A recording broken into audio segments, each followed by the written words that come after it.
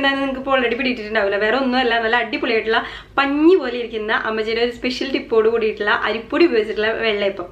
അപ്പം ഇത് നിങ്ങൾക്ക് എപ്പോൾ വേണമെങ്കിൽ ഉണ്ടാക്കാം, പച്ചരി കുതിർക്കേണ്ട ആവശ്യമൊന്നുമില്ല. ഇപ്പം തന്നെ നിങ്ങൾക്ക് തയ്യാറാക്കി നോക്കാം. നമ്മുടെ യൂട്യൂബിലുള്ള കുറച്ച് ചാനൽസിൻ്റെ ലിങ്ക് താഴെ കൊടുത്തിട്ടുണ്ട്. അപ്പോൾ നിങ്ങൾ അവരേനി സപ്പോർട്ട് ചെയ്യുക.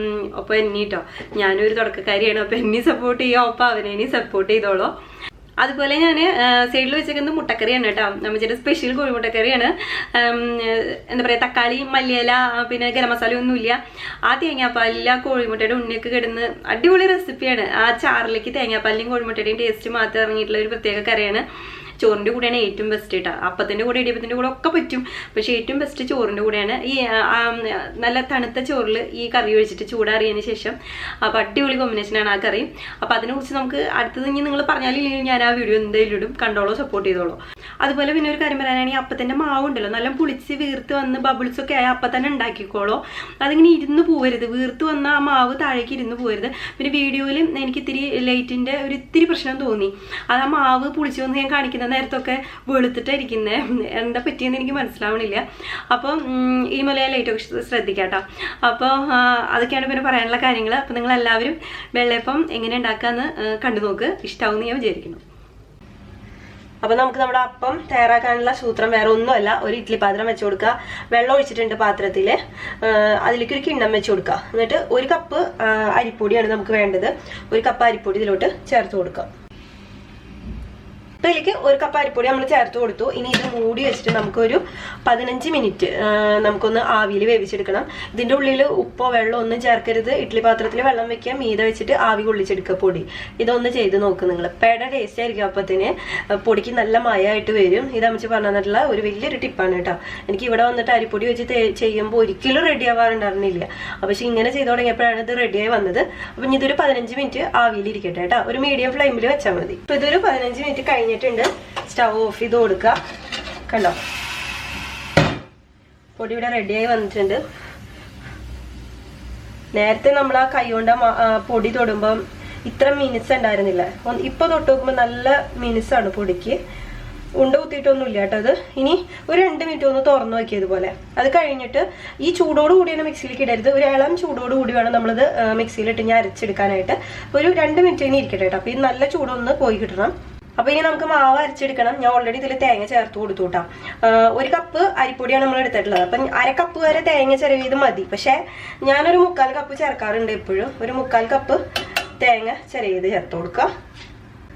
ഇനി നമുക്ക് ഇതിലോട്ട് വേണ്ടത് ഈസ്റ്റ് ആണ്. ഒരു 1/2 ടീസ്പൂൺ ഈസ്റ്റ് ചേർത്ത് കൊടുക്കുന്നുണ്ട് കേട്ടോ. പിന്നെ നമുക്ക് പഞ്ചസാര വേണം. ഞാനൊരു 3 ടീസ്പൂണ് പഞ്ചസാര ചേർക്കുന്നുണ്ട്. അത് നിങ്ങളുടെ മധുരത്തിനനുസരിച്ച്, അതായത് ഇറച്ചിക്കറി കൂട്ടി കഴിക്കുമ്പോൾ ചിലവർക്ക് ഇതിനൊരു ഇളം മധുരം വേണം, അപ്പോഴേ ടേസ്റ്റ് ഉണ്ടാവുള്ളൂ. നിങ്ങൾക്ക് ആ മധുരം വേണ്ടെങ്കിൽ 1.5 ടീസ്പൂൺ ചേർത്താൽ മതി. ഞാനൊരു 3 ടീസ്പൂണ് പഞ്ചസാര ചേർത്ത് കൊടുക്കുന്നുണ്ട്. പിന്നെ നമ്മൾ നേരത്തെ നമ്മുടെ ആവിയിൽ വേവിച്ച് എടുത്ത് വെച്ചിട്ടുണ്ടായിരുന്ന പൊടി ഉണ്ടല്ലോ, അത് ഒരു ഇളം ചൂട് വേണം കേട്ടോ. കൈ കൊണ്ട് തൊടാവുന്നതേ ഉള്ളൂ. ഇതിങ്ങനെ ഇരിക്കും, ഇങ്ങനെ കൈ കൊണ്ട് ഉലർത്തി കൊടുത്താൽ മതി കേട്ടോ. ഒരു 1/2 കപ്പ് പച്ചവെള്ളം, സാധാ പച്ചവെള്ളം ഒഴിച്ചു കൊടുക്കുക. ഇത് മിക്സിയിൽ ഇടുന്ന നേരത്ത് നമുക്ക് കറക്റ്റായിട്ട് ഇതായി കിട്ടാനാണ് കേട്ടോ. അപ്പോൾ ഇപ്പോൾ തന്നെ നമ്മൾ ഇത്തിരി വെള്ളം ഒഴിച്ചു കൊടുത്തു കഴിഞ്ഞാൽ മിക്സിയിൽ ഇങ്ങനെ ഉണ്ട പിടിച്ച് കിടക്കില്ല. അപ്പോൾ ഇച്ചിരി വെള്ളം ഒഴിച്ചു കൊടുത്തിട്ട് ഇതൊന്ന് സെറ്റ് ചെയ്തെടുക്കുക. 1/2 കപ്പ് പോരാ, ഒരു 1/2 കപ്പും കൂടി ഒഴിച്ചു കൊടുക്കാം നമുക്ക്. ഏത് പണിക്കും നമ്മുടെ കൈ തന്നെയാണ് എളുപ്പം. ചിലവർക്ക് ഇങ്ങനെ കാണിക്കുന്നത് ഇഷ്ടമല്ല, അതുകൊണ്ടാണ് ഞാൻ ഫോർക്ക് എടുത്തത്.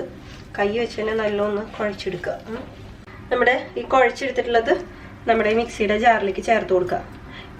ഇതിലേക്ക് നേരെ നമ്മൾ അരിപ്പൊടി ഇട്ട് കൊടുക്കുമ്പോഴേ വെള്ളം ഒഴിച്ചു കൊടുക്കുമ്പോൾ കറക്റ്റായിട്ട് നമുക്ക് അടിച്ചെടുക്കുമ്പോൾ അടിയിലും അവിടെ ഇവിടെയൊക്കെ കട്ട പിടിച്ച് കിടക്കും. ചിലപ്പോൾ പൊടി ഇങ്ങനെ കുഴച്ചിടുകയാണെങ്കിൽ നമുക്ക് പെട്ടെന്ന് തന്നെ അടിച്ചെടുക്കാൻ പറ്റും. ഞാനിപ്പോൾ ഇത് ഇതിലോട്ട് ഒരു 1/4 കപ്പ് വെള്ളം കൂടി ചേർത്ത് കൊടുത്തിട്ടുണ്ട്. ഇതൊന്നും ഇനി നമുക്ക് മിക്സിയിലിട്ടിട്ട് അടിച്ചെടുക്കണം. അതിനൊപ്പം തന്നെ ഇതിലേക്ക് ആവശ്യമുള്ള ഉപ്പ് ഇപ്പം തന്നെ ചേർത്ത് കൊടുക്കുക. ആവശ്യത്തിന് ഉപ്പും ചേർത്തിട്ട് നമുക്ക് മിക്സിയിൽ നല്ലൊന്ന് അടിച്ചെടുക്കാം. ഇപ്പോൾ നമ്മുടെ മാവ് ഞാൻ അരച്ചെടുത്തിട്ടുണ്ട്. നേരത്തെ നമ്മൾ 1/4 കപ്പാണ് അരക്കണം നേരത്തെ ചേർത്തത്. അത് കഴിഞ്ഞിട്ട് ഞാൻ അരച്ചെടുത്ത് നോക്കിയപ്പോൾ ഒരു 1/4 കപ്പും കൂടി വേണ്ടി വന്നു. അപ്പോൾ ഇതിലേക്ക് ടോട്ടൽ ഒരു 1/2 കപ്പ് വെള്ളം ചേർത്തിട്ടുണ്ട്. പിന്നെ നമ്മൾ പൊടി നരയ്ക്കുന്ന നേരത്ത് അതിലേക്ക് 1 കപ്പ് ചേർത്തിട്ടുണ്ട്. അങ്ങനെ ആകെ കൂടിയിട്ട് 1.5 കപ്പ് വെള്ളമാണ് എടുത്തേക്കുന്നത്. പിന്നെ നിങ്ങളുടെ കയ്യിൽ കിട്ടുന്ന പൊടിക്കനുസരിച്ച് വെള്ളത്തിൻ്റെ നനവ് കൂടിയും കുറഞ്ഞൊക്കെ ഇരിക്കും. അതൊന്ന് നോക്കിയിട്ട് എടുക്കുക. ഞാൻ ഇതിൻ്റെ പരുവം കാണിച്ചു തരാം. ഇത് നമുക്കൊരു പാത്രത്തിലേക്ക് ഒഴിച്ചു കൊടുക്കാം. ഇതാ ഈ ഒരു പരുവത്തിന് ഇരിക്കണം. പിന്നെ ഞാൻ ഇതിലേക്ക് ഇൻസ്റ്റന്റ് ഈസ്റ്റ് ആണ് കേട്ടോ ചേർത്ത് കൊടുത്തേക്കുന്നത്.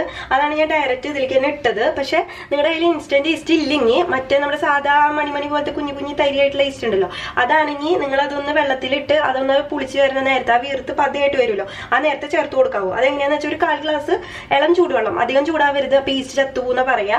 ഒരു 1/4 ഗ്ലാസ് ഇളം ചൂടുവെള്ളം എടുത്തിട്ട് അതിലേക്ക് 1/2 ടീസ്പൂൺ ഈസ്റ്റും ഒരു 2 നുള്ളു പഞ്ചസാര ഇട്ടിട്ട് ഇളക്കിയിട്ട് അവിടെ വെക്കുക. അപ്പോൾ ഒരു 5 മിനിറ്റ് കഴിയുമ്പോഴത്തേനും നല്ല ഇങ്ങനെ പതപതിയായിട്ട് ബബിൾസ് ആയിട്ട് അതിലിങ്ങ് വരും. അത് ഇതിലേക്ക് മിക്സിയിലേക്ക് ഒഴിച്ചു കൊടുത്തിട്ട് വേണം അരച്ചെടുക്കാനായിട്ട് കേട്ടോ. അപ്പോഴാണ് ഒന്നുകൂടി ടേസ്റ്റ് കൂടുക.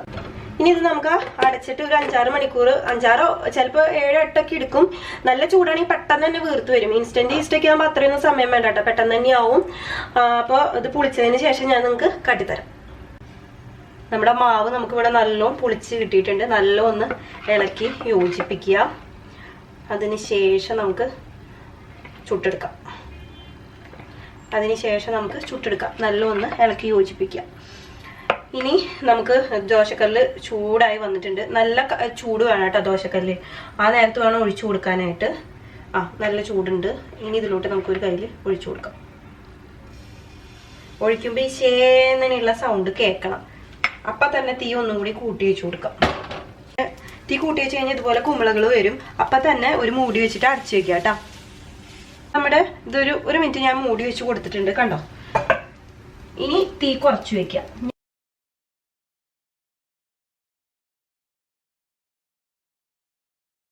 സോഫ്റ്റ് ആണ് അപ്പം കണ്ടോ, നല്ല ഹോൾസ് ഒക്കെ വന്ന് നല്ല പഞ്ഞി പോലെ ഇരിക്കുന്ന അപ്പാണ്. തൊടാൻ പോലും പറ്റുന്നില്ല കണ്ടോ, എന്ത് നല്ല അപ്പാന്ന് നോക്കി. ഒഴിച്ചു കൊടുക്കുമ്പോൾ അങ്ങനെ ചേനനുള്ള സൗണ്ട് കേൾക്കണം, അത് ശ്രദ്ധിച്ചാൽ മതി. എല്ലാ വെള്ളയപ്പവും ഞാൻ ചുട്ടെടുത്തു. ആ പാനിൽ തന്നെ നിരത്തിയിട്ടു. അപ്പോൾ നിങ്ങൾക്ക് കാണിച്ചു തരാൻ സൗകര്യമാവുമല്ലോ. 3 എണ്ണം അതിൻ്റെ ഇടയിൽ നിന്ന് മിസ്സായിട്ടുണ്ട്, ഞാൻ തന്നെ കഴിച്ചിട്ടുണ്ട്. അപ്പോൾ ഇതിലാകെ കൂടി നമുക്കൊരു 1 2 3 4 5 6 7 8 ഒരു 10-12 അപ്പം ആ ഒരു കുഞ്ഞ് കയ്യിലോണ്ട് കോരി ഒഴിക്കുകയാണെങ്കിൽ ഇതുപോലത്തെ 10-12 അപ്പം തയ്യാറാക്കാനായിട്ട് പറ്റും കേട്ടോ. അപ്പോൾ ഇതെല്ലാവരും തയ്യാറാക്കി നോക്കുക. ഞാൻ എടുത്ത് കാണിച്ചു തരാം. കണ്ടോ, ഒന്ന് നോക്കിയേ നിങ്ങൾ, കണ്ടോ എന്തൊരു രസമാണെന്ന് നോക്കിയാൽ അതിൻ്റെ ആ ഹോൾസ് ഒക്കെ കറക്റ്റായിട്ട് വന്നിട്ടുണ്ട്. അപ്പോൾ ഇതെല്ലാവരും ട്രൈ ചെയ്ത് നോക്കണം. എല്ലാവർക്കും നല്ല ഇഷ്ടമാവും. നല്ല ഒപ്പമാണ് കേട്ടോ, കഴിക്കാനും അതെ. പിന്നെ ഇത് നിങ്ങൾ അരച്ചെടുക്കുന്ന നേരത്തൊക്കെ വെള്ളമൊക്കെ കറക്റ്റാക്കിയിട്ട് വെച്ചോളൂ കേട്ടോ. അല്ലെങ്കിൽ പിന്നെ പുളിച്ചതിന് ശേഷം പിന്നീട് കട്ടി കൂടുതലാ തോന്നിയിട്ട്, കട്ടി പാടില്ല, കട്ടി കുറഞ്ഞിരിക്കണം മാവ്. അപ്പം കട്ടി കുറവാന്ന് തോന്നുകയാണെങ്കിൽ വെള്ളം ഒഴിച്ചിട്ട് അപ്പം തന്നെ ഉണ്ടാക്കരുത്. മാവ് പുളിച്ച മാവിലേക്ക് വേറെ എന്ത് നിങ്ങൾ പിന്നീട് ചേർക്കുകയാണെങ്കിൽ ഒരു 1/2 മണിക്കൂർ വീണ്ടും അതിനെ പുളിക്കാനായിട്ട് വെച്ചോളൂ. അതിനുശേഷം ഉണ്ടാക്കാവോ കേട്ടോ. പിന്നെ ഞാൻ പറഞ്ഞില്ലേ നിങ്ങളുടെ അടുത്ത് അരിപ്പൊടി ഡയറക്റ്റ് ഞാൻ ചെയ്യുമ്പോൾ ഈ ഒരു പരുത്തനെ കിട്ടാറ്. ഇത് നിങ്ങൾക്ക് കാണിച്ചു തരാൻ വേണ്ടി ഉണ്ടാക്കിയതാണ്. കുറച്ച് പൊടി എടുത്തിട്ട് ഇതും തമ്മിലുള്ള വ്യത്യാസം നിങ്ങൾക്ക് മനസ്സിലാവുന്നില്ലേ? കാണുമ്പോൾ തന്നെ ഇതെന്തൊരു സോഫ്റ്റ്. അത് ഇത്തിരി കഴിക്കാൻ ടേസ്റ്റ് ഉണ്ട്, പക്ഷെ എന്നാലും ഒരു ഇത്തിരി ഹാർഡാണ് ഈ കയ്യിലിരിക്കുന്നത്. ഇത് കണ്ടോ, നല്ല പഞ്ഞി പോലെ ഇരിക്കുന്ന കണ്ടോ. അപ്പോൾ ഇങ്ങനെ നിങ്ങളൊന്ന് തയ്യാറാക്കി നോക്കട്ടോ. അപ്പോൾ ഇത് എല്ലാവരും തയ്യാറാക്കി നോക്കിയിട്ട് അഭിപ്രായം പറയാനായിട്ട് മറക്കരുത് കേട്ടോ. അപ്പോൾ നമുക്ക് മറ്റൊരു റെസിപ്പി ആയിട്ട് കാണാം. അപ്പോൾ എങ്ങനെ റെസിപ്പി ഇഷ്ടമായോ? ഞാൻ വീണ്ടും വന്നിട്ടുണ്ട്. വേറെ ഒന്നുമില്ല, കുറച്ച് കാര്യങ്ങൾ പറയാനാണ്. അപ്പോൾ ഇപ്പോൾ പറഞ്ഞാൽ കുഴപ്പമില്ലല്ലോ, റെസിപ്പി കഴിഞ്ഞില്ല. അപ്പോൾ ആവശ്യമില്ലാത്തവർക്ക് സ്കിപ്പ് ചെയ്ത് പോകാമല്ലോ. അപ്പോൾ അതുകൊണ്ടാണ്. അപ്പോൾ ആദ്യം തന്നെ പറഞ്ഞത് നീളം കൂട്ടണ്ടെന്ന് വിചാരിച്ചു. വേറെ ഒന്നല്ല, നമ്മുടെ അടുത്ത് കുറേ ന്യൂ യൂട്യൂബേഴ്സ്, ഇപ്പം ഞാൻ ന്യൂ ആണ് എങ്കിലും ഇപ്പോൾ തുടക്കക്കാരായിട്ടുള്ളവരെ ചേച്ചി വ്യൂസ് കിട്ടുന്നില്ല, എന്താ ചെയ്യുക, എങ്ങനെയാണ് ടാഗ് ചെയ്യുക, അങ്ങനെയൊക്കെ കുറേ സംശയങ്ങൾ ചോദിക്കുന്നുണ്ട്, ചെറിയ സംശയങ്ങൾ. അവരുടെ അടുത്തൊക്കെ എനിക്കൊന്ന് പറയാനുള്ളത്, നിങ്ങൾ നല്ല വീഡിയോസ്, നല്ല കണ്ടന്റായിട്ട് നിങ്ങൾ നല്ല ഇട്. നിങ്ങൾക്ക് എന്തായാലും നല്ല ഹാർഡ് വർക്ക് ചെയ്ത് നിങ്ങളൊരു വീഡിയോ ഇട്. എന്തായാലും നിങ്ങൾക്ക് സക്സസ് ഉണ്ടാവാതിരിക്കില്ല. ഇന്നല്ലെങ്കിൽ നാളെ ദൈവം നമ്മൾ ഹാർഡ് വർക്ക് ചെയ്തിട്ടുണ്ടെങ്കിൽ അതിനുള്ള ഉത്തരം കിട്ടാതിരിക്കില്ല. നിങ്ങൾ ചെയ്തോ, മനസ്സിലായോ? ഞാൻ അങ്ങനെ വിശ്വസിക്കുന്ന ഒരാളാണ്. ഇന്നല്ലെങ്കിൽ നാളെ അതിനുള്ള ഒരു ഇത് കിട്ടും എന്ന് നിങ്ങൾ വിശ്വസിച്ച് ചെയ്യുക. പിന്നെ അത് നമ്മുടെ ഇഷ്ടത്തോടു കൂടി ചെയ്യണം. 4 വീഡിയോ ചെയ്തിട്ട് പിന്നെ നിർത്തരുത്. നിങ്ങൾ കണ്ടിന്യൂസ് ആയിട്ട് ഇടുക. ഞാൻ ഒരേടെ നിർത്തലുണ്ടായി. അതെന്താണെന്ന് വെച്ച് കഴിഞ്ഞാൽ വേറെ കുറച്ച് കാര്യങ്ങൾ, അത് ഇനിയിപ്പോൾ ഇവിടെ പറയുന്നില്ല. കാരണം എന്താ വെച്ചാൽ വീഡിയോയുടെ ലെങ്ത് കൂടും. അതെല്ലാം കൂടിയിട്ട് നമുക്കൊരു സ്റ്റോറി പോലെ ഒരു ചിറ്റാറ്റ് വീഡിയോ ചെയ്യാം. അപ്പോൾ അതിൽ ഞാൻ പറയാം, അതിനെക്കുറിച്ചൊക്കെ കുറച്ച് കാര്യങ്ങൾ പറയാനുണ്ട്. അപ്പോൾ അതൊക്കെ അന്ന് പറയാം. അപ്പോൾ നിങ്ങൾ എന്തായാലും നല്ല നല്ല വീഡിയോസ് ഇടുക. അപ്പോൾ നല്ല ഹാർഡ് വർക്ക് ചെയ്ത് നല്ല വീഡിയോസ് ഇടുക. വയ്യാതെയാവും നമുക്ക്, എന്നാലും വേണ്ടില്ല. ഇപ്പം നല്ല ക്ഷീണിച്ചിട്ട് ഞാൻ നിൽക്കണേ കേട്ടോ.